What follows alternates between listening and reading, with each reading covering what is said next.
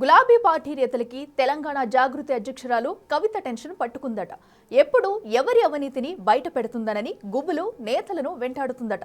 జాగృతి జనం బాటలో భాగంగా నియోజకవర్గాల్లో పర్యటిస్తున్న కవిత ఒక్కొక్కరుగా నేతల చిట్టాను బయట పెడుతుండటంతో రాజకీయంగా తమకు ఎక్కడ డ్యామేజ్ అవుతుందనని బీఆర్ఎస్ నాయకులు తెగ టెన్షన్ పడిపోతున్నారట.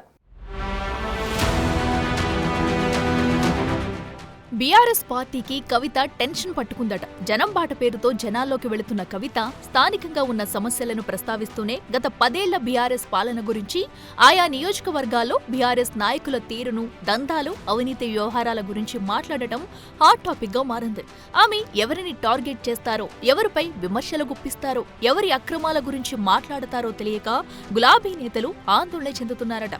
ఆమె చేస్తున్న ఆరోపణలు, విమర్శలు ఇతర పార్టీలకు సైతం అస్త్రంగా మారుతున్నాయనే చర్చ పొలిటికల్ సర్కిల్స్ లో నడుస్తుంది. పార్టీపై, నేతలపై కవిత వరుసగా చేస్తున్న విమర్శలు, ఆరోపణలు కారు పార్టీ నేతలను ఇరుకున పెడుతున్నాయట.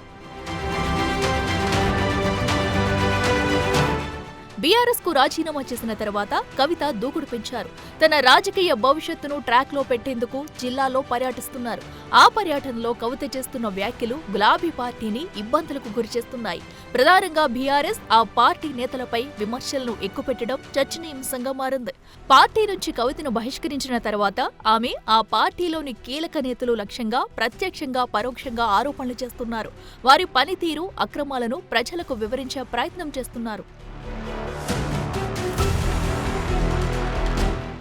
జాగృతి జనం బాట పేరిట రాష్ట్ర వ్యాప్తంగా పర్యటనకు శ్రీకారం చుట్టిన విషయం తెలిసిందే. ఆమె ఏ నియోజకవర్గానికి, ఏ జిల్లాకు వెళ్లినా అక్కడి ప్రజా సమస్యలను తెలుసుకుని గత ప్రభుత్వ పాలన వైఫల్యాలు, నేతల అవినీతిని ఎండగడుతున్నారు కవిత. పార్టీలో కీలకమైన కేటీఆర్, హరీష్ రావు, జగదీష్ రెడ్డి, నిరంజన్ రెడ్డి తదితరులపై విమర్శలు చేశారు. పార్టీకి జరుగుతున్న నష్టాన్ని సైతం వివరించే ప్రయత్నం చేస్తున్నారు.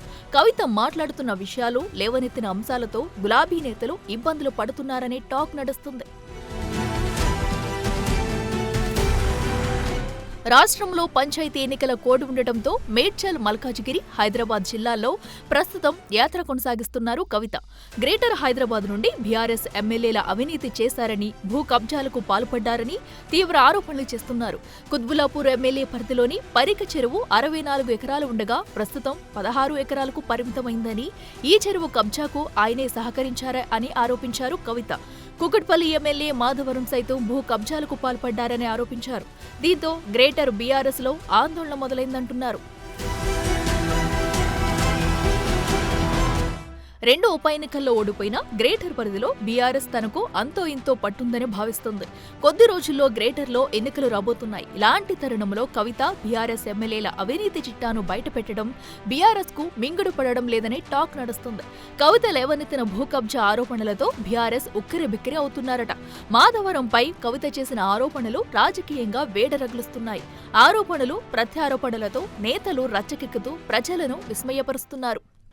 ఇంతమంది బాధితులు వాళ్ళంతా ఫోన్లు చేసి ఎకరాలు ఇన్ని ఉన్నాయి అక్క, దయచేసి మాట్లాడండి అక్క, దయచేసి మాట్లాడండి అక్క. నిన్నటి నుంచి ఫోన్.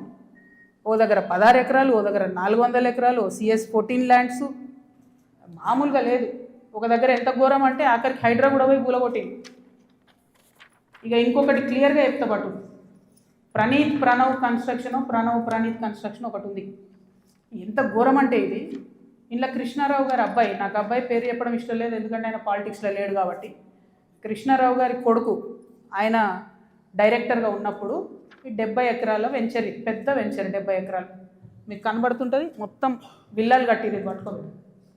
మొత్తం విల్లాలు కట్టిరు, అన్ని A to Z విల్లాలు కట్టిరు. ఇలా ఎన్ని అలిగేషన్స్ ఉన్నాయంటే, ఇక్కడ నేను ఎల్లో మార్క్ చేసిన రోడ్ మొత్తం గవర్నమెంట్ రోడ్, అది కబ్జా, అది లోపలనే ఉంటుంది, దాని చుట్టూ కాంపౌండ్ వాళ్ళు. ఇక్కడ అసైన్ ల్యాండ్స్ ఉన్నాయి, అది కబ్జా.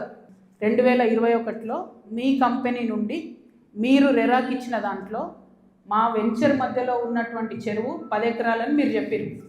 అయిపోయిందా? అదే మళ్ళీ 2021లో 2024 వచ్చే వరకు ఏమవుతుందంటే ఆ చెరువు 6 ఎకరాలకు వస్తుంది. అంటే 4 ఎకరాలు ఎవరు మింగిన మధ్యలో? ఇది 6 ఎకరాలని మళ్ళీ అఫీషియల్గా ఇరిగేషన్ డిపార్ట్మెంట్ ఇచ్చింది. ఇప్పుడు ఇంకా ఘోరం ఏంటంటే, ఈ మొత్తం 71 ఎకరాల ఈ సామ్రాజ్యంలో చుట్టూ కాంపౌండ్ వాల్ కట్టింది. అంటే ఈ చెరువు యాక్సెస్ ఓన్లీ ఆ విల్లా వాళ్ళకు ఉంటుంది. యాక్చువల్లీ అది ఊరిది చెరువు. అంటే మీ అయ్యా జాగిరా చెరువు లోపలేసుకొని చుట్టూ కాంపౌండ్ వాళ్ళు పట్టుకుంటే మంత్రి పదవి ఎవరు ఇచ్చినావు? మంత్రి పదవి ఎంతమందికి అమ్ముకున్నావు? మంత్రి పదవులు తెలియదా మాకు? మీ నాన్న అంటే ఒక గొప్ప పేరుంది. మహాత్మా గాంధీకి ఏ రకంగా పేరుందో కేసీఆర్కి అంత మంచి పేరును సర్వనాశనం చేసావు. ఏ షాప్ వదలలేవు, ఏ బట్ట షాప్ వదలలేవు, ఏ బంగారు షాప్ వదలలేవు. ఇలా మేము కబ్జాదారులమ్మా. నీ బండారం ఇప్పితే మొత్తం ఈ నుంచి మొత్తం తెలంగాణ నుంచి ఢిల్లీ దాకా ఇప్పితే తట్టుకోలేవు నువ్వు. ఇప్పటికైనా మానుకో, ప్రజాసేవ చేసే ప్రయత్నం చేయి. అంతేగాని ఇష్టం వచ్చినట్టు నువ్వు మాట్లాడితే ఒప్పుకుంటాడు ఉండడు. కవిత జనం బాటలో ఎప్పుడు ఎవరిపై ఆరోపణలు చేస్తుందోనని బీఆర్ఎస్ నేతల్లో గుబులు మొదలైందట. బీఆర్ఎస్ పాలనలో మంత్రులుగా, ఎమ్మెల్యేలుగా పనిచేసిన వారి బయట పెడుతుండటం ప్రభుత్వానికి అస్త్రంగా మారిందట. కవిత విమర్శలు రాజకీయంగా డ్యామేజ్ అవుతుందని పలువురు నేతలు ఆందోళన వ్యక్తం చేస్తున్నారట. రాబోయే అసెంబ్లీ ఎన్నికల్లో గులాబీ పార్టీ విజయం సాధిస్తుందని, అధికారంలోకి వస్తుందని ధీమా వ్యక్తం చేస్తున్న నేతలు కవిత చేస్తున్న ఆరోపణలు ప్రజల్లోకి వెళుతున్నాయని, ఇది రాజకీయంగా ఇబ్బంది కలిగే అంశమనే భావాన్ని వ్యక్తం చేస్తున్నారట. బీఆర్ఎస్ లో సుదీర్ఘకాలం పనిచేసిన కవిత వద్ద ఆ పార్టీలో ఏం జరుగుతుంది, 10 ఏళ్ల పాలనలో నేతలు ఎలాంటి అక్రమాలకు పాల్పడ్డారో చిట్టా ఉందని జాగృతి నేతలు అంటున్నారు. దీంతో బీఆర్ఎస్ నేతలు కొంత ఆందోళనకు గురవుతున్నారట. నియోజకవర్గాల పర్యటనలో కవిత ప్రస్తావిస్తున్న అంశాలు, ఆరోపణలపై బీఆర్ఎస్ నేతలు కూడా ఘాటుగానే స్పందిస్తున్నారు. కవితతో పాటు ఆమె భర్తను టార్గెట్ చేస్తూ ఆరోపణలు గుప్పిస్తున్నారు. అయితే కవిత కూడా అదే స్థాయిలో నాయకుల ఆరోపణలు, విమర్శలకు ధీటుగా కౌంటర్ ఇస్తున్నారు. దీంతో కేసీఆర్ రంగంలోకి దిగి ఆమెను కట్టడి చేస్తేనే మంచిదని, లేకుంటే భారీగా నష్టం జరుగుతుందని బీఆర్ఎస్ నేతలు చర్చించుకుంటున్నారట.